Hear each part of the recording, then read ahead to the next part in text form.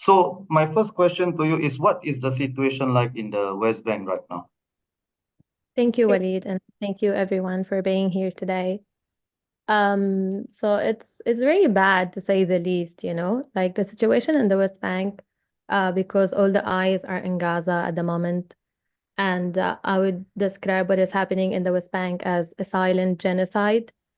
Like Israeli authority and Israeli illegal settlers have been doing this for the past 75 years, but since October 7th and since the war started in Gaza, the scale of attacking Palestinians have been rising.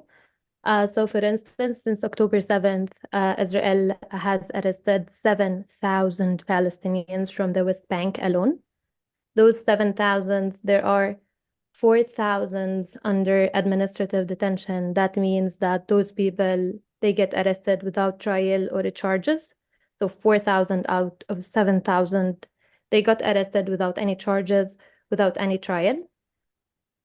We have, settler violence as usual is rising. Settlers have been burning Palestinian houses, attacking Palestinians.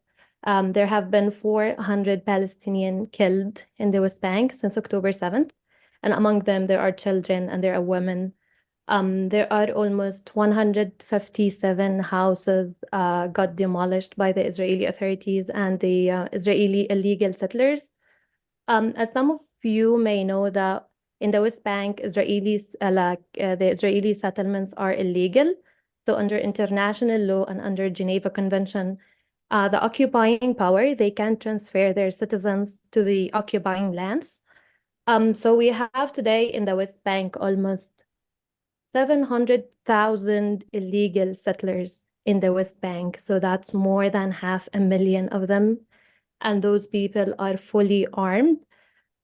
Since October 7th, there were, I guess, 250,000 requests for firearms, and the Israeli authority, they already, distributed 165,000 guns to those settlers. So those Wow. settlers are fully armed, and, they are trained because under Israeli law, like all Israelis, females and males, they get to have mandatory military service. So everyone in Israel knows how to use a gun.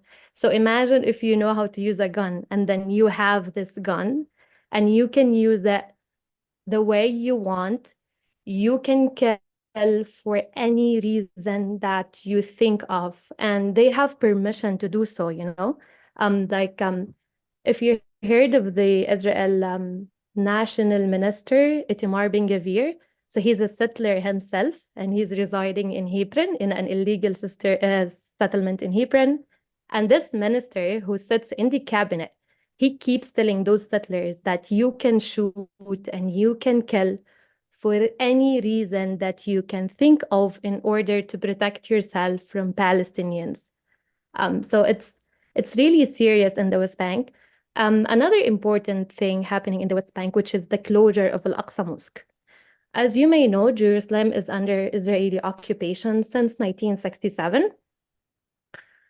And Israel fully control Jerusalem. Like Israel decide who to enter the mosque, who to not enter the mosque.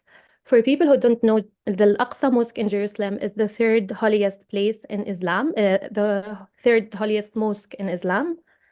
And Palestinian, they take, they take having Al-Aqsa Mosque in Jerusalem very seriously. They defend Al-Aqsa Mosque with their blood, with their souls.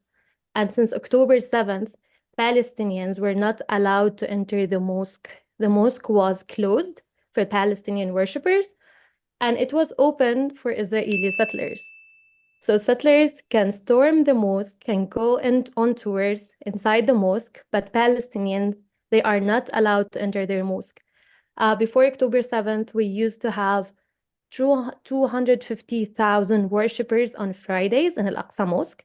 And since October 7th, for the past 4 months, we only had 5,000 people were able to reach the mosque. So that's, I don't know, less than 1%. So yeah, this is the situation in the West Bank and in Jerusalem right now. It's very And tragic. I don't want it's to sound, un like yeah, it is extremely tragic, and the focus is on Gaza, and people think, it's October 7, all of those things happening, but there's a lot of things that happen on October 6, on October 1, on October 7, 2022, October 7, 2021. It's an yeah. ongoing occupation, which the ICJ is going to hear about I mean, it didn't tomorrow. start October 7th, of course. Yeah, of course. I mean, and I think anybody who says that it started on that day It started is to being plot. intellectually dishonest, right? They are being intellectually dishonest if they want to start the clock on October 7th, right?